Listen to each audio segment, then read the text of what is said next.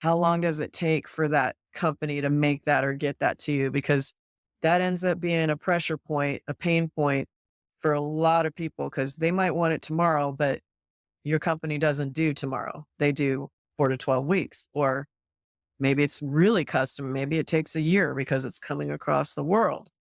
So all of that is just getting them ready to set expectations for their clients so they don't disappoint them. A lot of people might say, "Oh, I don't tell them that time frame." Then you're going to be telling them later and they're going to be telling you, "But you told me this long." Well, it fluctuates. So I think that's huge for new people to know, is that it does fluctuate a lot in this business and it's never perfect. It's deliveries are never perfect. Damage happens, things like that. I used to think that, oh my gosh, everything comes in perfect, doesn't it?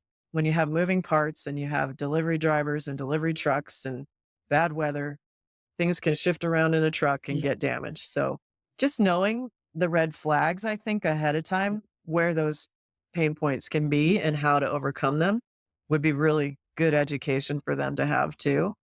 And of course, talking to designers in the field, following designers online, becoming parts of Facebook groups early on, network like crazy. I think there's so many great designers out there and they all have different philosophies. And I think you just have to align yourself with what yours are, because you're not going to have exactly that same philosophy as someone else. Everybody is different. You get that sensation of, wait a second, to own my own business is a lot different than if I'm working for someone else. And I told you I was going to talk about COVID in 2020 before. That's where I learned that I thought I wanted to go out on my own.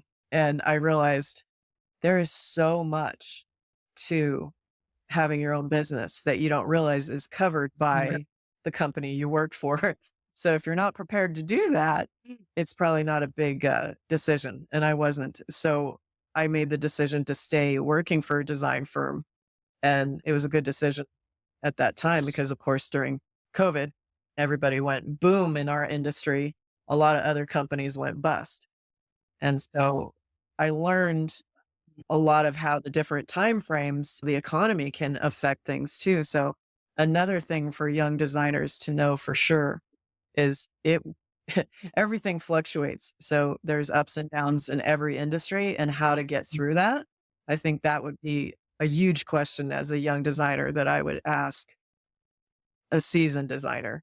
How have you gotten through the rough times? How have you gotten through the good times?